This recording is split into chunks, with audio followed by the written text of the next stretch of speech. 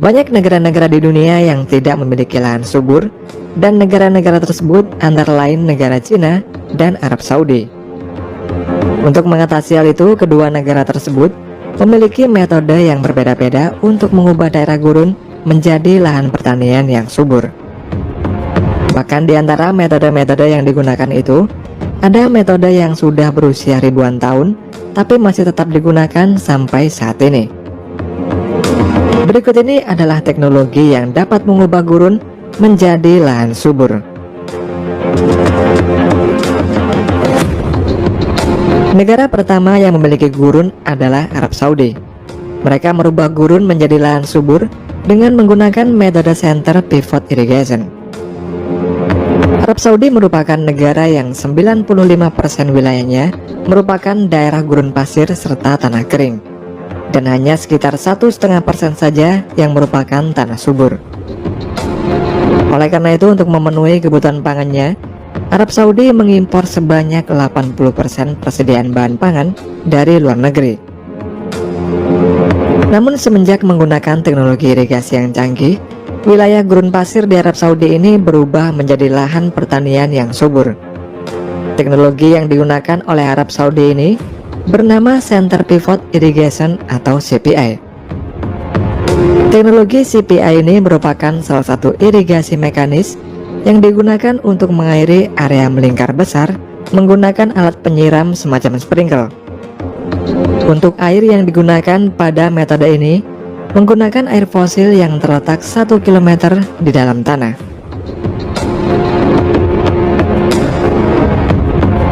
Sebagai perbandingan, pada tahun 1961, tanah subur di Arab Saudi hanya seluas 11.400 km persegi, atau sekitar 0,5% dari total luas Arab Saudi. Sedangkan pada tahun 2016, tanah subur di Arab Saudi ini meningkat hampir 3 kali lipat menjadi 35.000 km persegi setelah menggunakan teknologi ini. Dengan menggunakan teknologi ini, sekarang Arab Saudi bahkan menjadi pengekspor sayuran serta buah-buahan yang terbesar di seluruh dunia.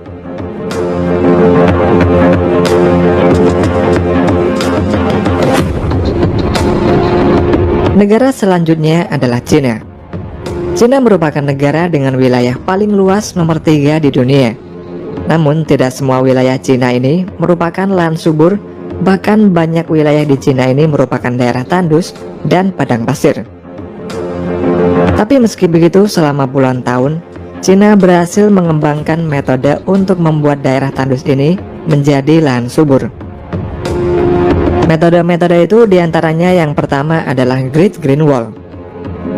Proyek Great Green Wall atau tembok hijau Cina adalah proyek yang dirancang untuk mencegah penggurunan atau perluasan gurun di Gurun Gobi, di mana setiap tahunnya penggurunan ini telah mengubah 3.600 km lahan subur di Cina Utara menjadi wilayah kering dan tandus. Total luas wilayah yang terkena penggurunan ini sekitar 2,8 juta km persegi atau 28% dari total wilayah Cina. Selain itu, penggurunan pada Gurun Gobi ini menyebabkan badai pasir reguler yang sering melanda wilayah Beijing pada bulan Maret dan April.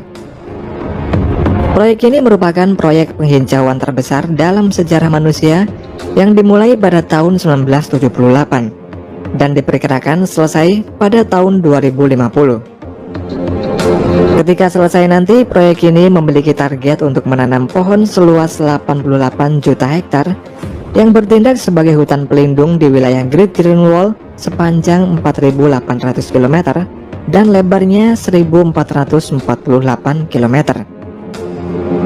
Proyek ini melibatkan seluruh orang Cina, di mana menurut undang-undang, setiap warga Cina yang berusia 11 hingga 60 tahun wajib menanam 3 hingga 5 pohon dalam setahunnya. Dan pada tahun 2009, Cina berhasil membuat hutan buatan pada daerah penggurunan ini lebih dari 500.000 km persegi. Dan hutan buatan ini adalah yang terbesar di dunia. Metode selanjutnya yang digunakan oleh Cina yaitu sistem kares. Di daerah Turpan, Cina bagian barat, terdapat sistem irigasi bawah tanah kuno yang disebut dengan sistem Kares yang dibuat pada abad keempat sebelum Masehi. Turpan merupakan daerah terpencil dan kering, serta merupakan tempat tinggal bagi warga Muslim Uighur. Sistem Kares pada daerah Turpan ini berbentuk lubang-lubang dengan poros vertikal yang masuk ke dalam bumi lalu terhubung dengan terowongan horizontal yang panjang. Kares ini dibangun untuk membawa air dari daerah pegunungan terdekat ke dataran yang kering melalui terowongan bawah tanah. Dan terowongan bawah tanah ini berfungsi untuk mencegah air tidak menguap serta menyediakan air yang bisa digunakan oleh kaum Uighur lewat lubang-lubang vertikal tersebut. Dulunya sistem air bawah tanah Kares ini digali oleh sebagian besar penduduk Uighur selama berabad-abad. Dan terowongan bawah tanah pada sistem Kares ini memiliki panjang sekitar 4.400 km. Dan sampai saat ini, sistem Kares ini masih digunakan oleh masyarakat Uighur dan secara berkala masih dirawat oleh mereka. Untuk perawatan Kares ini sangat sulit dan beresiko karena umurnya yang tua.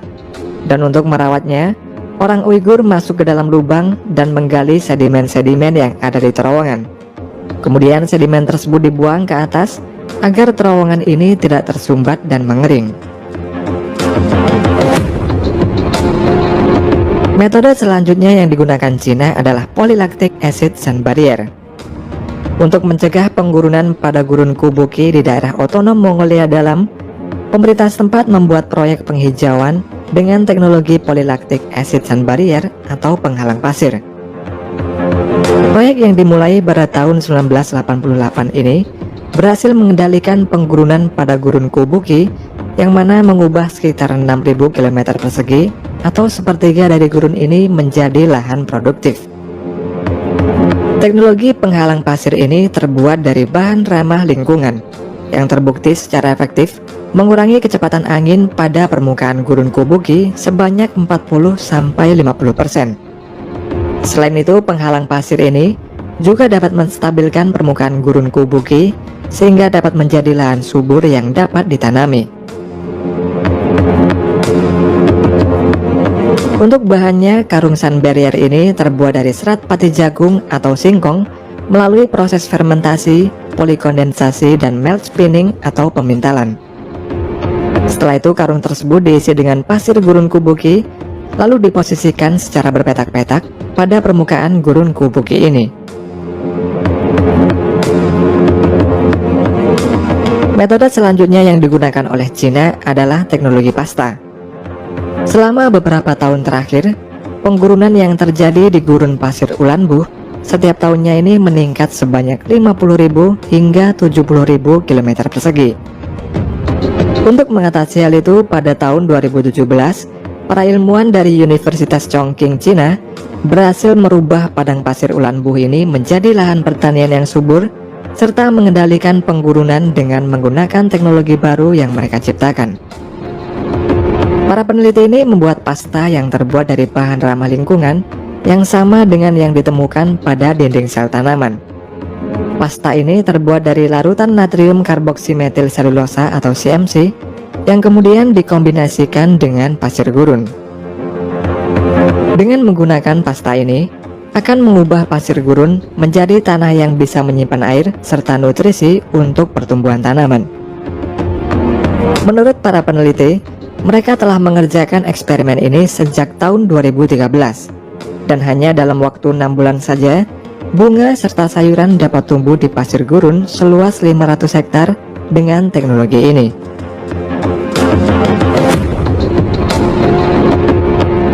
Metode selanjutnya yang digunakan oleh Cina adalah penghalang pasir jerami. Di wilayah Xinjiang, barat laut Cina, merupakan daerah gurun pasir yang kering dan sering mengalami penggurunan. Untuk mengatasi hal itu, pada tahun 2016, pemerintah dan warga setempat membuat proyek untuk mengendalikan penggurunan ini.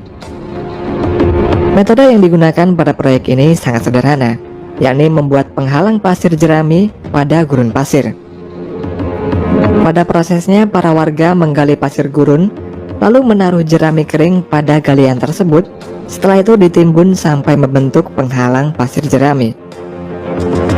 Dengan struktur seperti itu, penghalang pasir jerami ini mampu mengendalikan pergerakan pasir gurun sehingga dapat mencegah proses penggurunan yang meluas.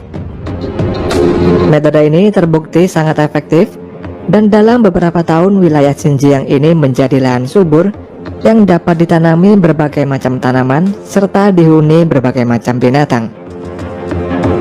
Dan karena keberhasilannya ini, teknologi penghalang pasir jerami yang sederhana ini diterapkan oleh negara-negara lain seperti Arab Saudi, Afrika Selatan, dan juga Mesir.